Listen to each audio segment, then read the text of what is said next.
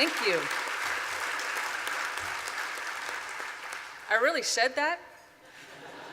Yikes. I'm very self-conscious accepting a citation for what is essentially a reflex, which is what journalism really is. It's an involuntary habit of mind that requires you to satisfy your curiosity the way a Labrador goes after a bone in the dirt. It's a very scratchy, obsessive profession.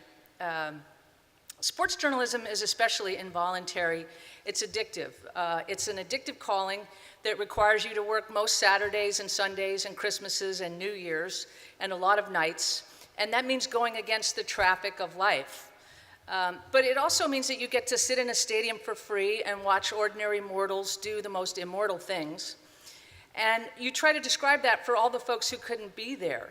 I'm extremely grateful to have such a job, one that allows me to wear sneakers to work, and to get paid for that has always seemed like a bit of a bonus.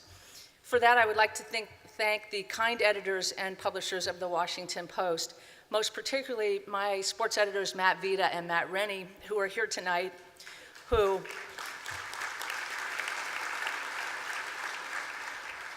have not only granted me occasional raises, but more importantly, have rewarded the instinct to go against traffic.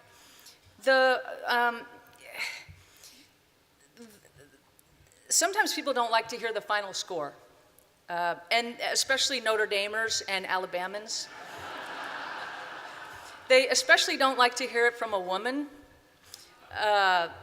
But you know, all journalists are in the business of reporting the final score, whether it makes the audience happy or not.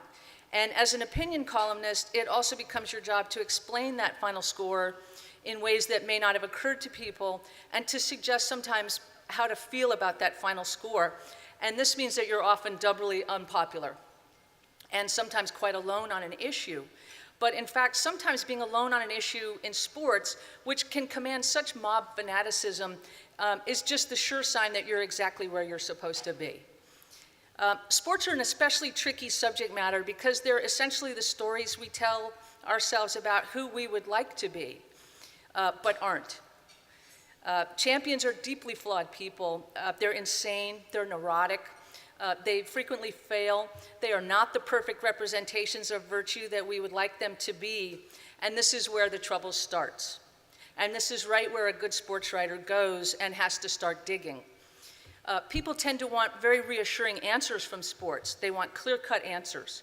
But there is a real danger in writing about them simplistically just to please the audience, because you run into the danger of dividing the world into winners and losers, heroes and sinners, and do-gooders and do-badders, as the great Molly Ivins would have called them. I hope that there's a whisper in my work that says it's all a lot more complicated than that. Too often we like and dislike people and celebrate or strip people of celebration for all the wrong reasons. It's incredibly tempting to use your journalistic power to provoke likes and dislikes. The great film critic Kenneth Tynan was lucky enough to study under C.S. Lewis, and Lewis gave Tynan a piece of advice that I believe is the best piece of advice any journalist or writer has ever received.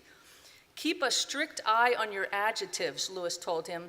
They should not just praise and blame, but diagnose and distinguish. I appreciate this citation because it suggests that I've tried to do that, and so thank you very much. Thank you to the foundation, and thank you to my editors, Matt and Matt, the Matts, who keep such a sharp eye on my adjectives. Thank you very much.